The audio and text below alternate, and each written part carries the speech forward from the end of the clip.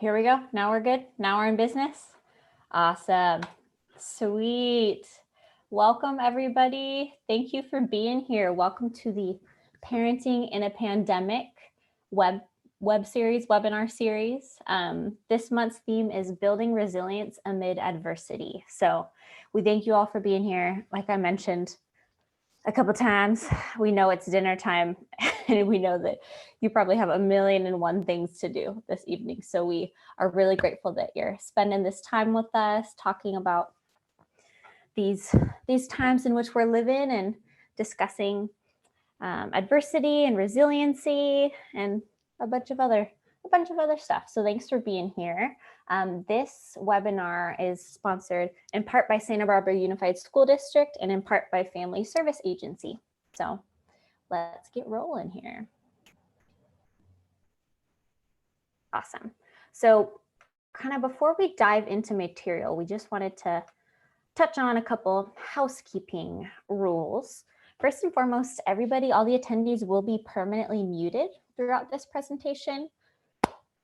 I'm sure you have wonderful things to say, so we are sorry. Please don't take it personally. We just want to avoid any disruptions. However, we would love for you to communicate with us. So I'll talk about how you can do that in a minute. And this meeting is being recorded. And the reason that it's being recorded is because we've actually recorded all the webinars that we've done throughout this year, and we post them on our YouTube channel. We'll send you the link to that later, just so other people can use this resource and learn from it after the fact. So because the meeting is being recorded, please feel free to have your video on or off, whatever you feel comfortable with. Of course, we'd love to see your faces this Wednesday evening and feel like we're a little bit closer to being in person. We'd love to have your interaction if you feel comfortable, but totally up to you. And we may touch on topics which might feel sensitive or may trigger some emotions for us. So I just want to invite you to please feel free to meet your needs. If at any point, maybe while we're talking about adverse childhood experiences, you feel like that triggers something for you, please feel free to take a break, step away, grab a glass of water, grab a blanket, give a family member a hug, do whatever you need. Take care of yourselves. That's a big priority for us here. And as I mentioned, we would love to have your participation throughout this presentation. Yeah, let's keep it interesting. Please do interact with us. Use the chat feature in the bottom of the Zoom screen. Send us questions. You can send your questions to myself, Devin, or my colleagues, Michael or Elizabeth, Liz. Feel free to chat us any questions that you might have, and we might either answer those questions in live time or during question and answer time at the end. Or if you have any questions or comments or like, oh, that was super cool what you just said, or love that image, interact with us, please. A little disclaimer, this webinar is for informational and educational purposes only. So your participation in this webinar is not intended to be a substitute for professional, psychological, psychiatric, or medical advice, diagnosis, or treatment. And another announcement, we actually have our colleagues are hosting this same webinar, but in Spanish right now. So if you would like to join the Spanish version of this webinar, we have the information up here on the top right of the screen. And one of my colleagues, if they haven't already, is going to pop the Zoom information for that in the chat. And I'll just announce that in Spanish really quick. Si alguien aquí quiere entrar a este seminario en español, tenemos el seminario en vivo por nuestros colegas por Zoom también, así que tenemos la información de Zoom aquí en la pantalla, o también creo que está en el chat también. Así que le invito a entrar a esta reunión si prefiere en español. Okay. Moving on here. So you may be wondering who we are. So my colleagues and I, we work for Family Service Agency of Santa Barbara County, and we are all school-based counselors. So we have a lot of different teams with Family Service Agency, and one of our teams is the school-based counseling team. So we are Family Service Agency, or FSA for short. We have staff placed at the different secondary schools in the Santa Barbara Unified School District, as well as some other schools in surrounding districts as well. So my name is Devin Haley Nelson. I am a master's in social work candidate, and I am on staff with FSA based at La Cumbre Junior High School. And joining Devin and Liz, my name is Michael. I'm a marriage and family therapist trainee, and I'm also at La Cumbre Junior High School and at Santa Barbara Junior High as well. And my name is Liz. I'm a PhD student in clinical psychology. I'm currently working at La Colina Junior High School and Santa Barbara High School. Awesome. So yeah, thank you again, everyone, for being here. We do appreciate it. You may be wondering, why are we here this evening? So just to give you a little taste of the topics we'll be touching on, first and foremost, we'll be touching on what is an adverse childhood experience, or an ACE for short. We're going to be talking about how ACEs impact brain development and the mental and physical health of youth and individuals in general. And we'll also focus on how to strengthen factors that build resilience. We really want to focus on that resiliency piece, that hope piece, and give some next steps on how to do so in the life of the children in your home, or life of other people. And we will also be providing plenty of information and information on community resources. So stay tuned in the chat. We'll be putting a bunch of different information in there, and we'll also have a whole list at the end of the presentation with different resources you can connect with. And I wanted to make a note about some of, I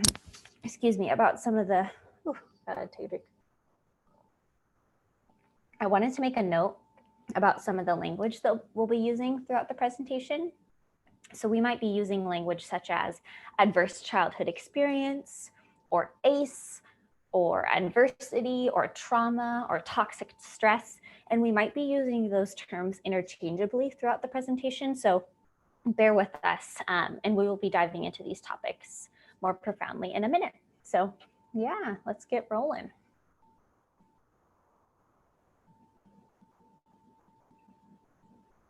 Great, thank you, Devin.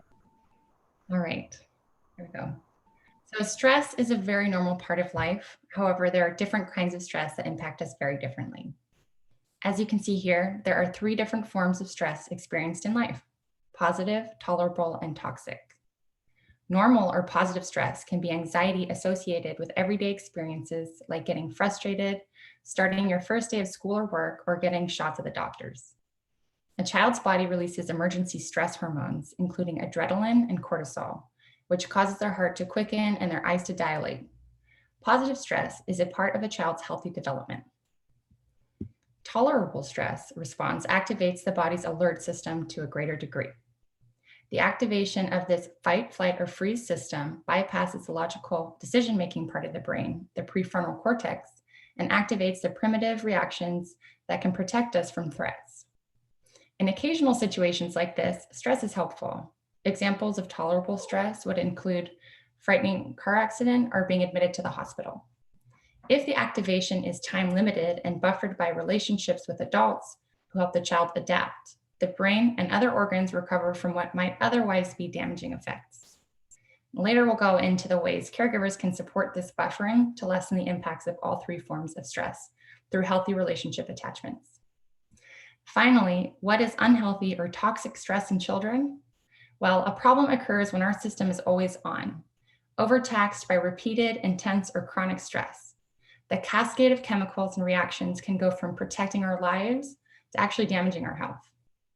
If left unaddressed, toxic stress can have a negative effect on the developing body and brain by disrupting learning, behavior, immunity, growth, and even the way our DNA is read and transcribed.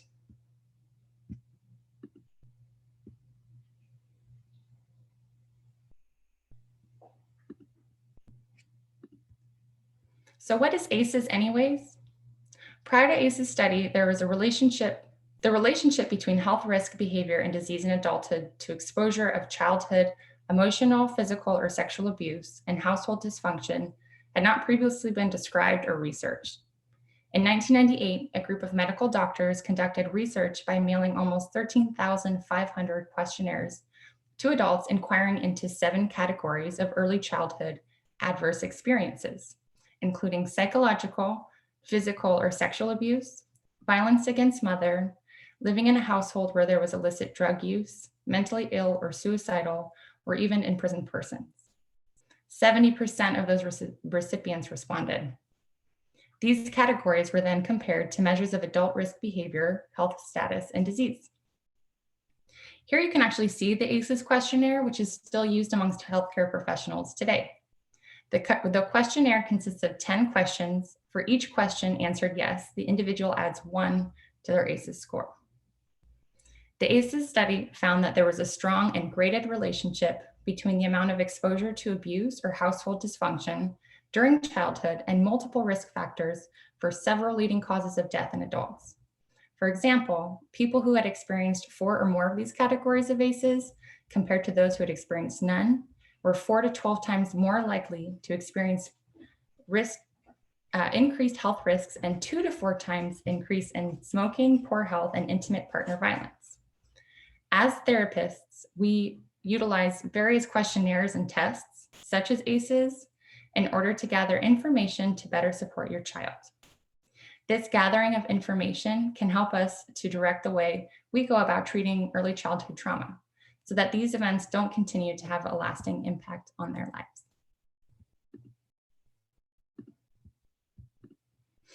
As mentioned previously, you can see the different domains of ACEs and the ways in which they can be experienced. Examples of ACEs include experiencing violence, abuse, or neglect, witnessing violence in the home and or community, or having a family member attempt or die by suicide. Also included are aspects of the child's environment that can undermine their sense of safety, stability, and bonding, such as growing up in a household with substance misuse, mental health problems, instability due to parental separation or household members being jailed or prison. Looking at these examples might bring up feelings of overwhelm, especially if you or your child have experienced childhood trauma. We want to remind caregivers that trauma and stress are a fact of life, and developing a supportive relationship with 1 or more adults will help to mitigate the impacts of ACEs.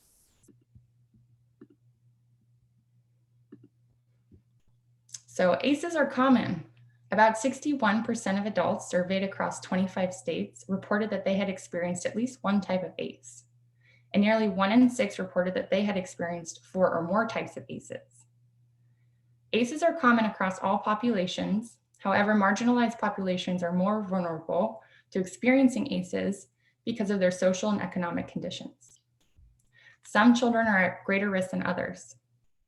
Children of different races and ethnicities do not experience ACEs equally.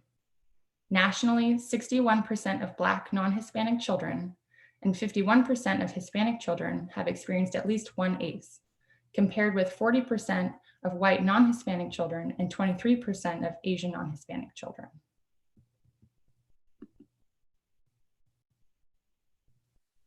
Thanks, Liz. So moving forward, we're looking at the impact of toxic stress and adversity, which again, what we're talking about is when we're put under stress for long periods of time. And as Liz brought up, the impacts of adversity and stress makes it extremely difficult to be our best. And that is only more difficult when we are growing and developing at a younger age, such as many of your children that we're kind of talking about today. And this puts a direct strain on our relationships, where the more stress there is, the more difficult it is to engage not only in school, but with our teachers, you folks as their parents, the rest of your family, and really their friends, especially like during this time in our pandemic. Living through COVID right now is already tough enough. But many people who experience toxic stress find it much more difficult to make and maintain positive, loving, and long-lasting relationships. And that's what we're trying to avoid here.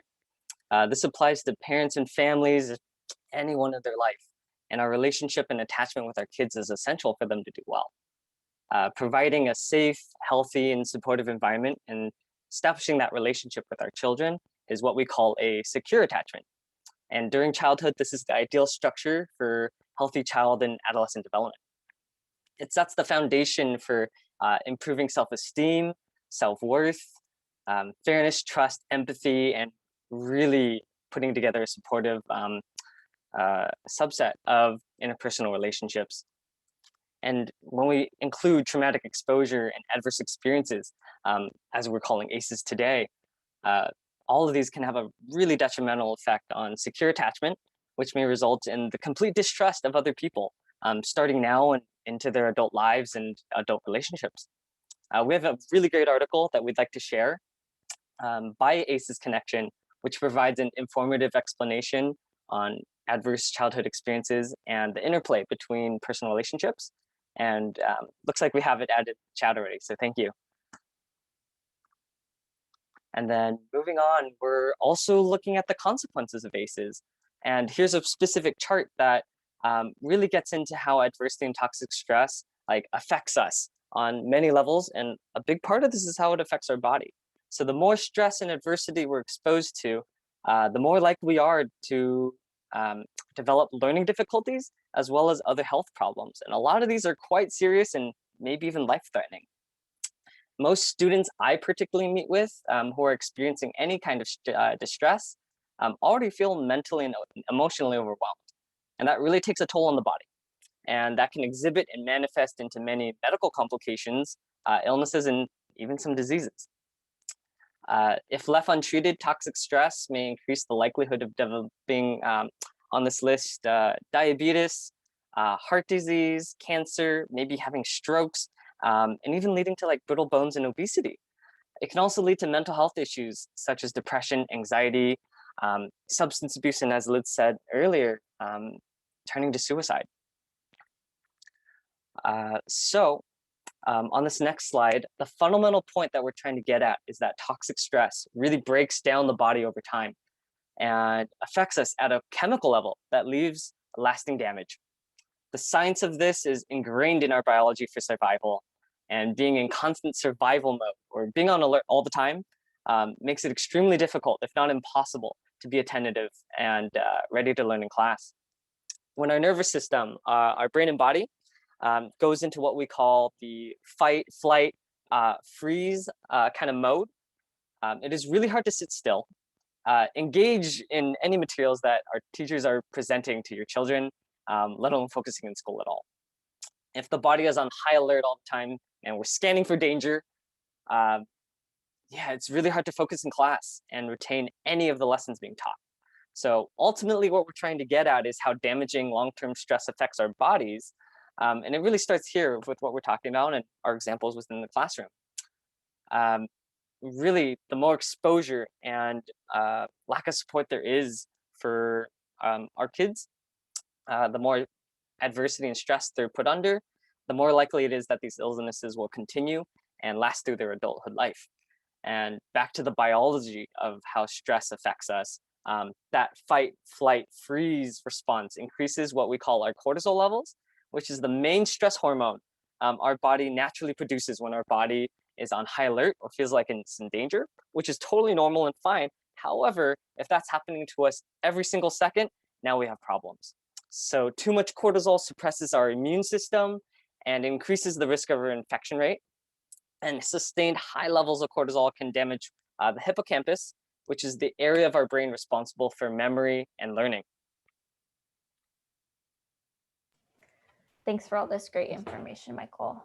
Yeah, I think this stuff is so important, right? I think it gives me a lot of context for the experiences of a lot of the middle schoolers that I work with, you know? I mean, right now with all of us in COVID, it's for real. I'm sure you've heard it so many times, time and time again, but we really are in a time where toxic stress is building up for us throughout this experience of COVID. And with a lot of the students that we work with as well, and a lot of us, I'm sure as well, have our own experiences of adversity in our life. And so I just have a lot of empathy for that kid who's sitting in class and or sitting in their bed and zooming into class, and maybe they're triggered by something going on at home, or they're triggered by feeling, oh my gosh, my my grade is so much lower than what it should be. And their brain goes into fight, flight, or freeze mode, and their cortisol, stress hormones are pumping. No wonder it's hard for them to focus in class, right? No wonder their grades might be dropping. And so yeah, I think that this biology background, this little tidbit does help me understand a lot. And I hope that this might be helpful information for the fellow caregivers as well. Again, just a little reminder to drop any questions or comments you might have in the chat. And I want to encourage everybody really quick to take a drink of water, take a drink of tea. If you have an alcoholic beverage or a glass of wine or something, take a drink, take a little stretch break, do whatever you need, because I know that this can be really heavy information, right? So do whatever you need to take care of yourself throughout this presentation. So now we're going to talk a little bit about different realms of ACEs. So adverse childhood and community experiences can occur in the household, they can occur in the community, or they can happen related to the environment as well. And all these experiences they have the potential to cause toxic stress. And we want to highlight that children bring adversity from all three of these realms with them to school, to practice, to their relationships with other people in their life. And if we want to leave this disclaimer that just because people have experienced some of these forms of adversity does not mean that they are going to have all these adult chronic illnesses. It does not mean that they will be experiencing all these effects. There is like the disclaimer of hope and resiliency and addressing some of these traumatic experiences that we'll go into in a bit. But if they're left unaddressed, the toxic stress from these ACEs can harm the children, harm families, harm organizations, systems, and communities, and it can reduce the ability of individuals and entities to respond to stressful events with resiliency. So as you can see on the left here, the tree. Adversity within the household can include examples of being separated from a family member, perhaps via incarceration or deportation, or other reasons. It can happen from divorce, homelessness, neglect, bullying, parental depression or mental illness, domestic violence, substance misuse in the home, and emotional or sexual abuse. Looking down at the roots here, I really like this imagery. The roots related to the community realm. This can include examples such as discrimination, violence in the community, which we can definitely identify with as a community in Santa Barbara, right? Especially in recent months. Being a part of a group which may have experienced historical trauma, substandard schools, racism, lack of jobs, substandard wages, poverty, lack of social capital or mobility, not having safe water or air quality around you, having food scarcity or living in a food desert, having poor housing quality and affordability, all these things and more. And then jumping over to the environment, let's talk about the climate crisis. So with record heat or droughts, with wildfires and smoke, record storms, flooding and mudslides, with sea level rising, natural disasters can cause tornadoes, hurricanes, volcano eruptions and tsunamis, earthquakes, pandemic. Man, I think that if we all take a look at this list, many of these adverse experiences exist within our own lives and community, and especially our world right now, right? The children in our community, the youth are going through a lot, and we are too. Research has shown that there are many ways to reduce and heal from toxic stress through buffering relationships and building healthy, caring communities. So we just want to make sure to highlight that as well. All right, so let's talk a bit about global trauma. This can also be called historical trauma, which is basically collective adverse experiences, which are experienced by groups of people, communities, countries, or at times even the whole world, such as right now. and can often be passed down through generations. We won't go into epigenetics right now, but that's related to this theme. Not only are older adults coping with current trauma and toxic stress in their lives due to life changes, but significant global traumas also impact the development of whole generations of children and young adults who are now older adults. Let's take it back to the Great Depression, World War I and World War II. These events had significant impacts on not only those who fought in the wars, but also the people and the children at home, their families, their communities. During the Great Depression, a significant proportion of the population experienced hunger and food scarcity. During both Great Wars, children lost parents or other loved ones. They spent significant amounts of their childhood, maybe with one caregiver in the home. In addition, the children were taught almost immediately the dangers of bombs and foreign invasions. And in Europe and Japan, whole towns and cities were demolished, in addition to the impact of the Holocaust. So these images and experiences left untold impacts on the brain development of this generation of people who lived through those experiences. And now they're older adults, and it may be passed on through their families or intergenerational trauma. And let's think for a second about right now. I think this sounds a little familiar. This is something we're all enduring right now with COVID-19. So currently, as we know, children have the added burden of the international health disaster. We cannot underestimate the profound impact that this global crisis has and is having, continues to have on our children. We also can't fully predict the extent and exact nature of the mental health fallout or the echo pandemic we are likely to experience as children come to terms with the school closures. Perhaps they're dropping grades, they're dropping their overall well-being, isolation, maybe some damage to some friendships that they had, changed family circumstances, depression, anxiety of spending months and months at home, and some of them even in abusive or neglectful environments.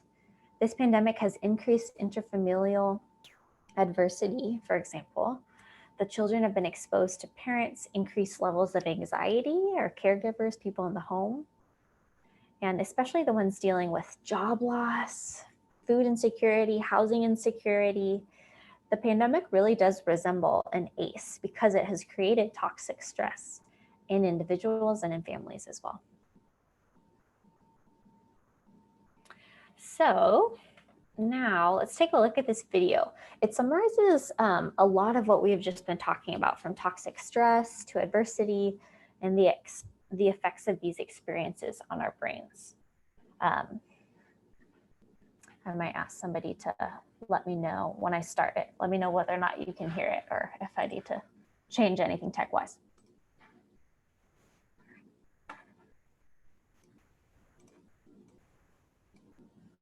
No?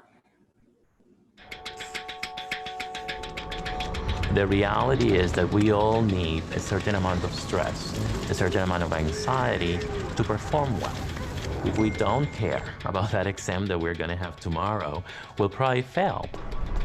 If we're gonna cross the street and a truck is coming at us, we have release of adrenaline. We have release of a hormone that we call cortisol.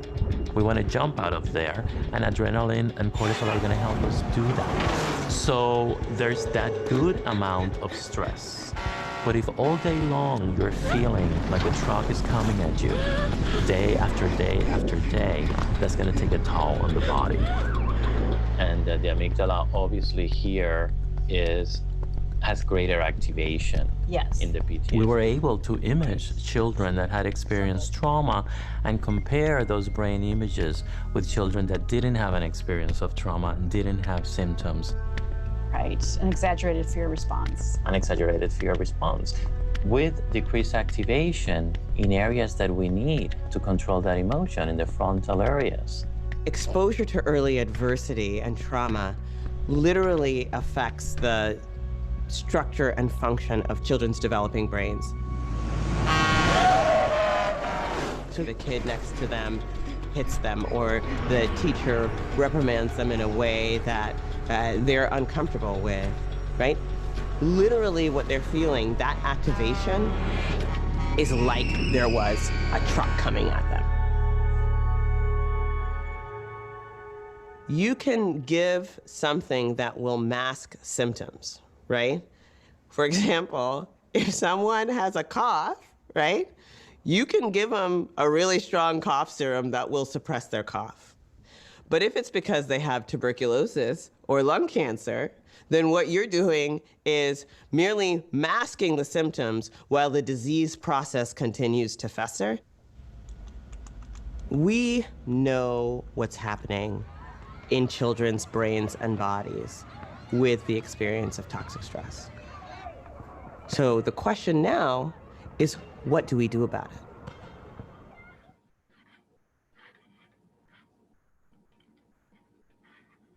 Let's see if I can figure out how to escape from this. Oh no.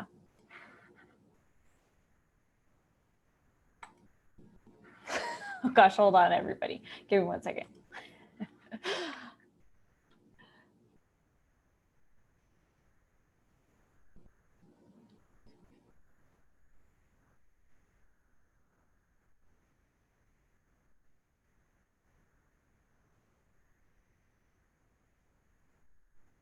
Okay, let's try this. Sorry, you can't have a Zoom seminar without technical difficulties, right? Is this the same presentation mode it was before, or does it look different? Not the same?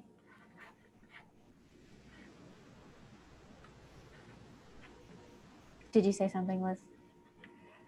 I think it's different, but this is okay as well. Okay, cool. You can all see my favorites bar probably. Sweet.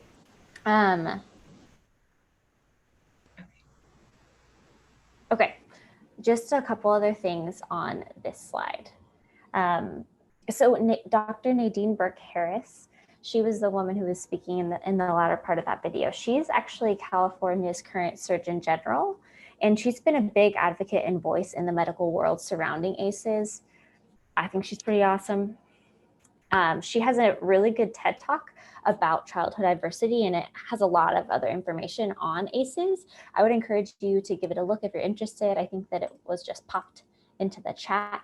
Yeah, thank you, Michael. But I really love the way that she explained how toxic stress and trauma can really change a child's brain chemistry. And so if they're being reprimanded in the classroom, or the door slams and it scares them, or maybe they're being bullied, or they're having a kind of stressful encounter with a peer, it literally feels like neurologically as if a truck's coming at them and they're in the street. I think that is just a really powerful image. But she shares a quote at the end that really struck me, and right here on the right side of the screen. We know what is happening in children's brains and bodies with the experience of toxic stress. So the question now is, what do we do about it? And yeah, we're going to talk about that. We're going to talk about how to build resilience. Thank you. So trauma, again, is a fact of life. Children are frequently exposed to these potential traumatic experiences and events. And the good news is that those experiences, although potentially harmful, can be mitigated through their ability to be resilient.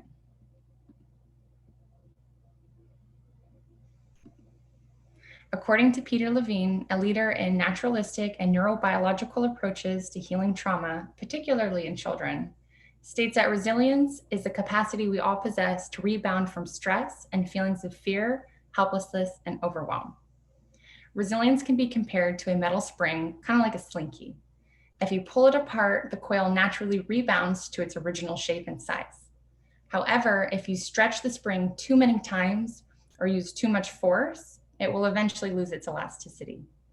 Again, the good news is that we have the capacity to build and increase our resilience as we encounter stress in our lives. Research indicates that several protective factors can prevent or ameliorate the negative effects of ACEs. A positive, supportive relationship with one or more adults is primarily important. Studies show that children with secure attachment relationships with their caregivers are better able to regulate their responses to upsetting situations compared to children with less secure caregiver attachment.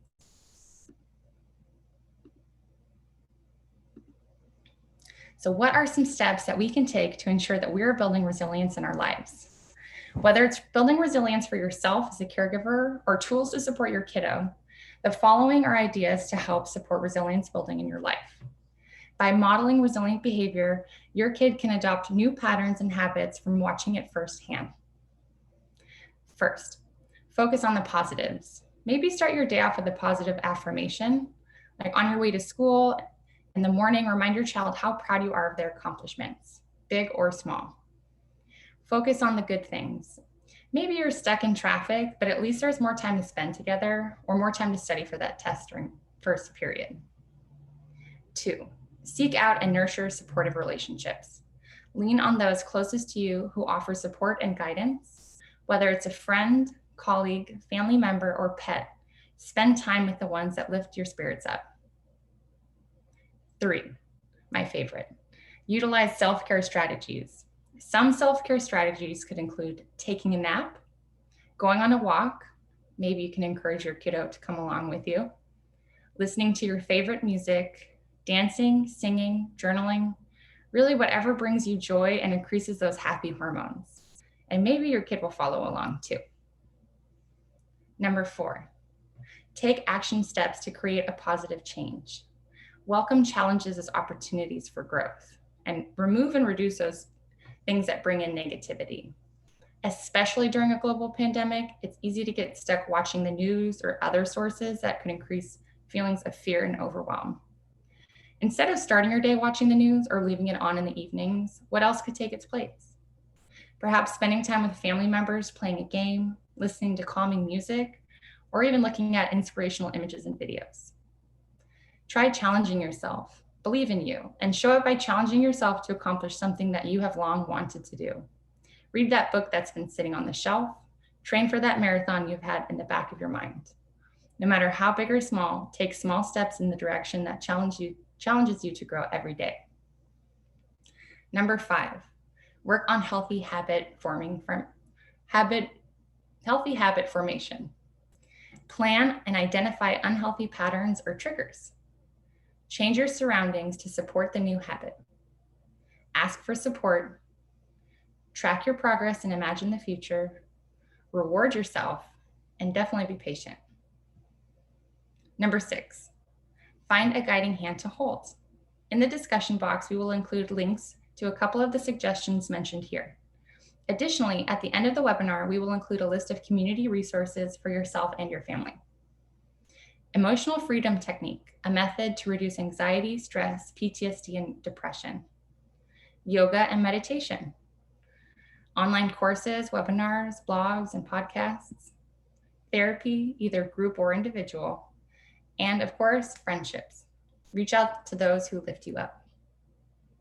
Number 7, learn to be your own superhero. Build your knowledge by reading, watching, listening, and absorbing all that you can about healthy self-care strategies, as mentioned above. Be open to new and awesome options for healing. Maybe trying emotional freedom technique or meditation with your child at home. Choose one and try it. If something doesn't work, file it under a learning lesson and move on to the next one. Build your superhero portfolio to use as needed. Once you've established a collection of tools, kind of like Batman's utility belt, you will feel more empowered just by having more choices from which to turn to for your self-care strategies. But keep on adding options as you grow stronger. Build your superhero portfolio and use as needed. And finally, be gentle with ourselves. Remember pre-pandemic when we could easily get mad at ourselves because we hadn't accomplished this thing or that thing? Well, these times are far from normal. So the way we treat ourselves could use a little adjustment as well. Be gentle with yourself by taking care of your body. Take a rest when you need to, drink water, and breathe. Speak kindly to yourself. Accept that doing your best is more than enough. Learn to say no, do more of what you love, and limit worrying about things that are out of your control. Yeah, thank you so much, Liz, for that self-care reminder. And I see Devin called Wonder Woman. So I'm curious about all you other folks and if you identify and can embody that superhero that you want to be and are becoming or already are. So it's really just super important as we look at helping our student build resiliency, and that includes yourselves as well, um, how to be kind to yourselves. And in doing so, what's really important, and especially like from our role as counselors at school, is that in becoming that role model and donning all those different skills and tools um, to help us be that superhero for ourselves, is that really role models and helps show how our kids can build resiliency too. Some of the most effective ways to support our kiddos is to provide predictability, positive attention, alternative forms of discipline, and really providing that safe space where there's no fear of judgment and your child may feel more encouraged and empowered um, as that superhero that we're all trying to be, to hear your offer to help them and to support them too.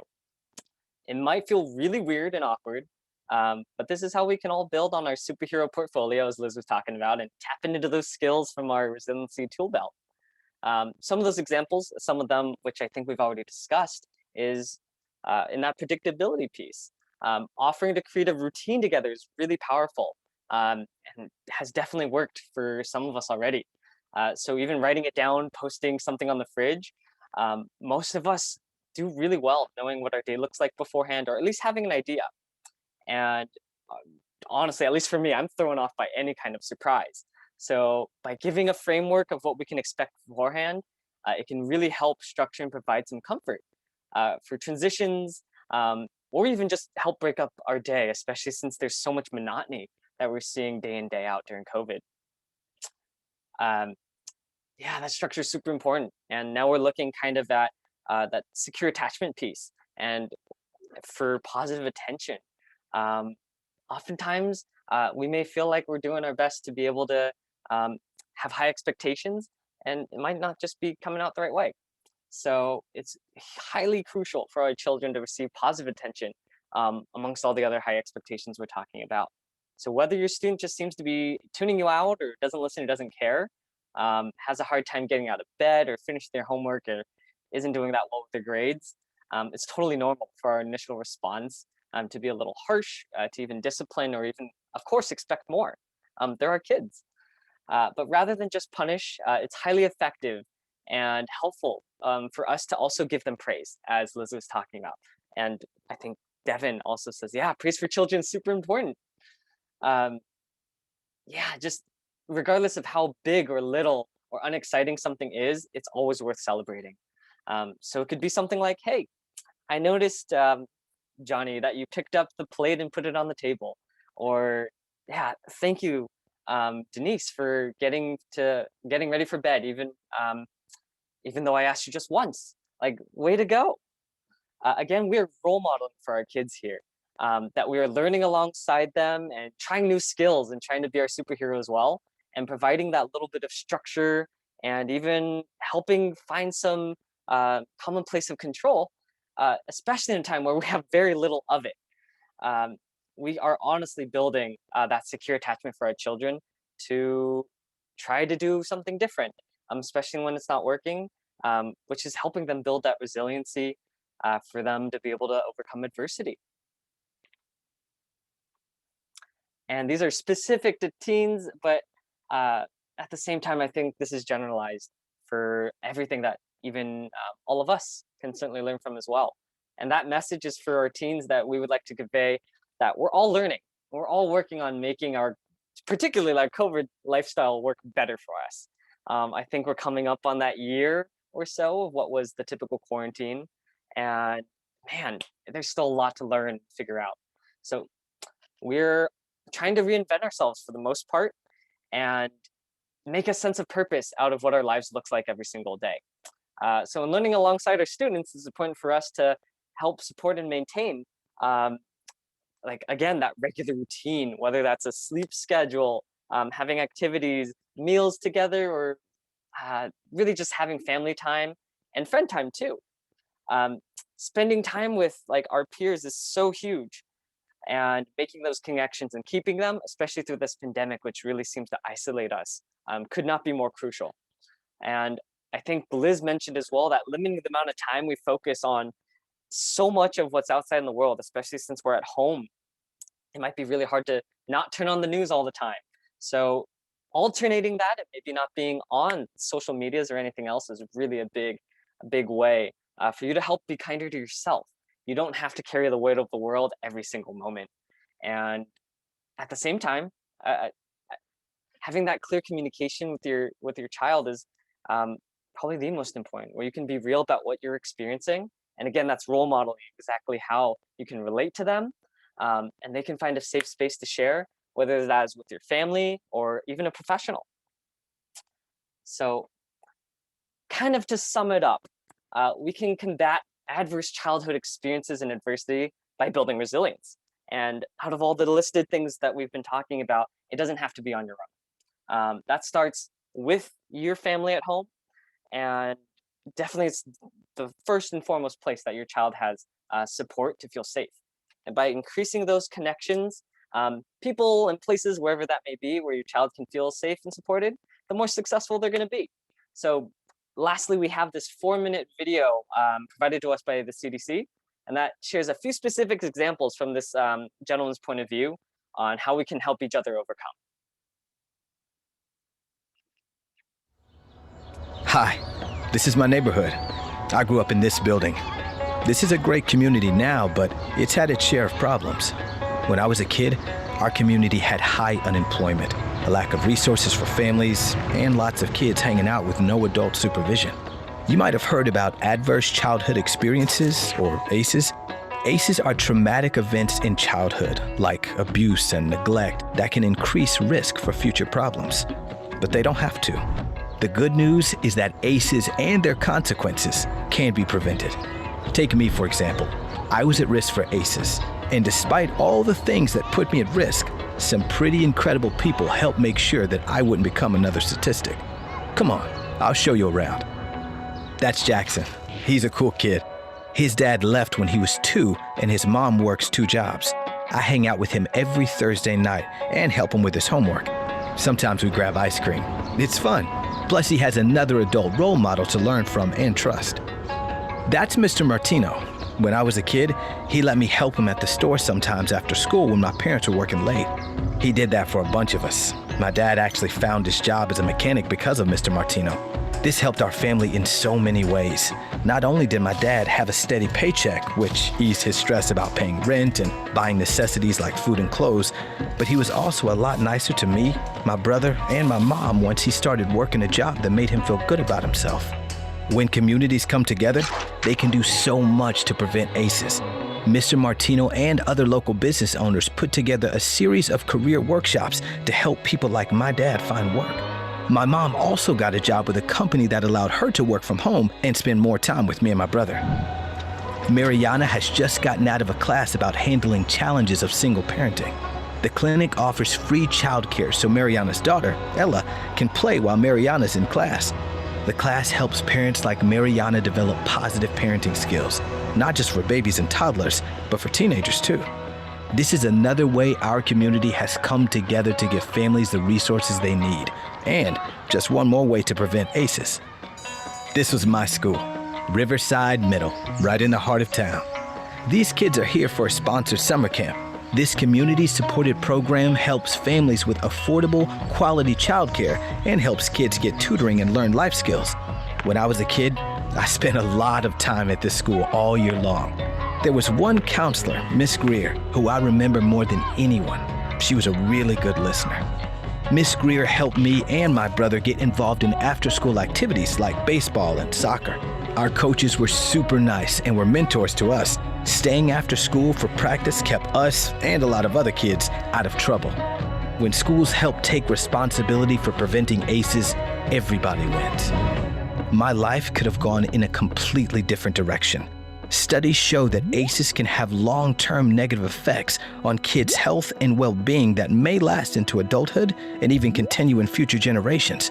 But by people and groups taking action, ACEs can be prevented.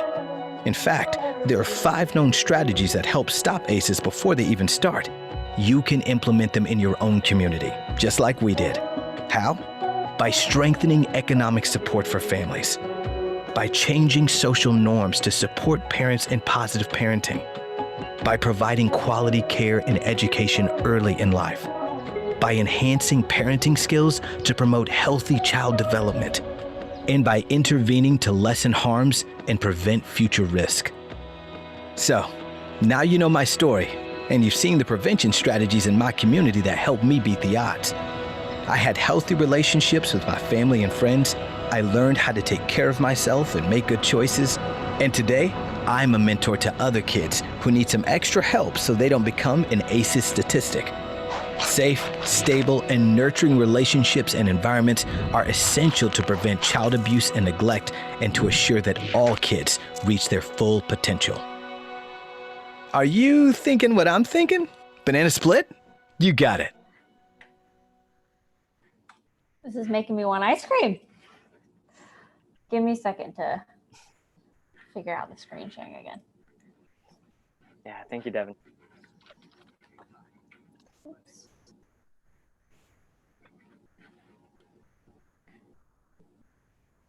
Oh yeah, I see this note by you, Devin, and I think it's really true to what at least my response was to the video. And essentially, it's that we're not alone. And really tying in that mentorship piece of how we reconnect is super important, and how we're together as a community that we are able to help support our youth and ourselves. So hopefully it's clear. You're not alone, and especially during COVID times, it really feels that way. And that's huge.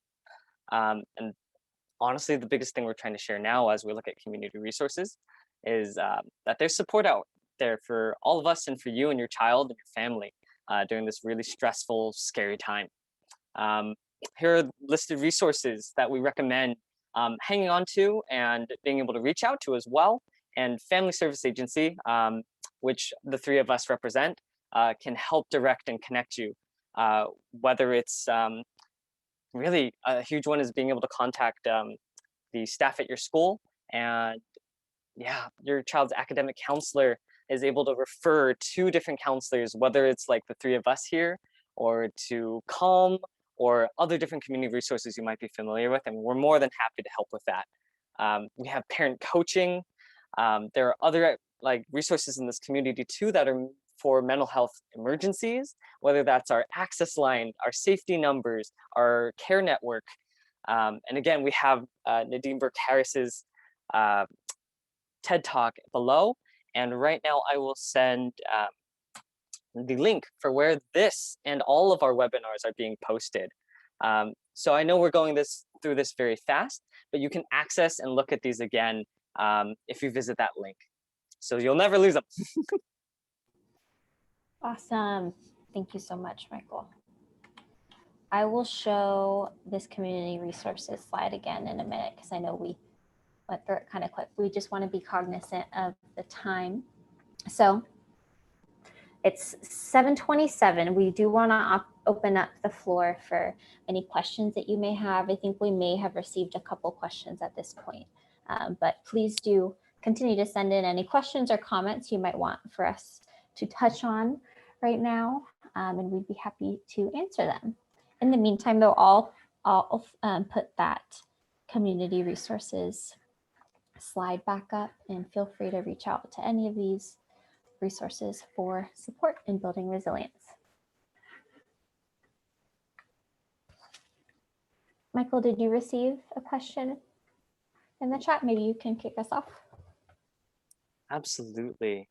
I have a question that is, how do we support our children who are feeling isolated and withdrawn from their friends, and how we can help them get that desire to get back together with them?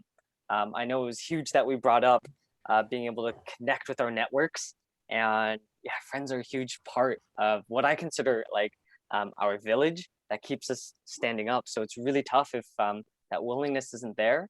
And I'm so curious about what's going on for that particular child. But maybe we can speak towards a more generalized approach about how to support someone who's maybe not wanting to touch base or seek out support. And I think that's much more common, at least for us to kind of address. Yeah, I will say that I mean, I think being isolated, withdrawn, sometimes lacking that motivation, those can sometimes be some symptoms related to depression. And I think, speaking more generally, some ways to lift mood. I mean, moving your body and getting out of maybe the same bedroom that we might be doing schoolwork or work in, those can be some ways. Yeah, by moving our body, getting some exercise, those can increase endorphins and other hormones that really do increase our mood. And yeah, I wonder what it would look like. I mean, I totally get how a youth might have lost desire or might feel a little bit uncomfortable touching base with friends again after maybe they haven't seen them or been in touch with them after a while. So I could totally get that, but I wonder what it would look like for a caregiver maybe to encourage them to take that step, or what it would look like now to be able to hang out with friends, whether it's virtually or at a distance. Yeah, I don't know if Liz, you have anything to add? Yeah, I think for myself, even social anxiety has come up. So whether it's happened for a kid before the pandemic or during, I think, lending a listening ear to kind of what their specific fears are too. Maybe it's, being in close proximity to somebody who we haven't really been around folks for a while. Maybe it's, not having the words to engage. And so I think starting there and being curious about what the exact fear might be that's coming up for them. And again, I think, just being supportive and understanding, and also modeling, like maybe whether, like Devin was saying, going for a walk, whether they participate the first time or it's the second time or third time, just creating those opportunities for healing experiences that, again, can lift up their spirits. Definitely. Thank you for sharing that. I had somebody share some really good information here. They said that the Santa Barbara neighborhood clinics, they also have therapy via Zoom, so telehealth therapy, and they accept many insurances, including Medi-Cal and Medicare, and they do have sliding scale fees. And all of the therapists are bilingual and bicultural. And I'm assuming that's in Spanish and English, and that's great. Thank you so much for sharing that information. Yeah, Santa Barbara Neighborhood Clinic is a great resource. Also at Family Service Agency, apart from school-based counseling, we also have a clinic to be able to provide therapy, and we accept a variety of insurances and sliding scale fees as well. So the phone number on the third bullet point here, people can reach out to as well. And we're happy to hang around for a couple more minutes if people have any other questions or comments. Yeah, if you feel like you've gotten the information that you needed for the evening, I'll just say a quick thank you again for being here and spending the evening with us. Really appreciate you taking the time to learn about adversity and how it might be affecting the youth and how to build that resilience. I just want to recognize that you're taking the steps to learn with us, and that's great. And like we had mentioned, the recording of this presentation will be up on this bottom website. I can't remember if this was shared in the chat yet. If not, maybe someone can put it in the chat. Maybe it was already, but it'll be up there in a couple weeks. And you can also access the previous webinars that we have held throughout previous months. We've touched on anxiety. We've touched on self-care. We've touched on a lot of other things that are slipping out of my mind right now, but feel free to access that information in those recorded webinars as well. If you have any other questions, please do send them in the chat.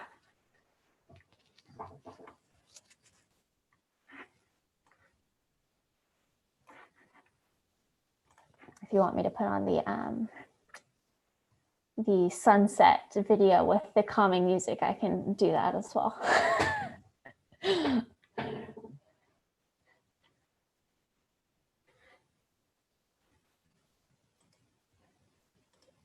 I have a feeling that we've reached the point where everybody's waiting to see what other questions other people will ask. So I'll encourage you, if you have that one question that you're like, oh, is this a dumb question to ask? Should I ask it? I encourage you to ask it if you're wondering. No question is off limits here.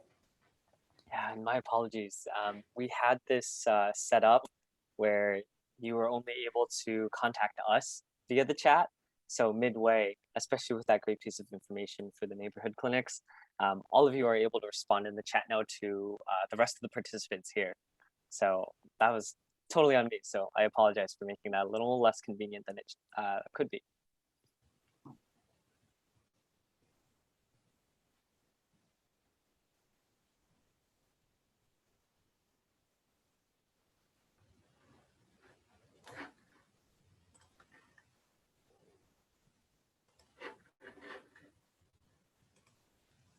Alrighty, well, we'll wait around maybe for one more minute, just in case anybody has anything else come up. I'll put on our beautiful sunset calming music video. But if not, thank you everybody and have an awesome evening. And we hope to see you in our next webinar. Don't have the exact date yet, but look out on Parent Square, look on the SB Unified Facebook account, Instagram account, and hope to see you there.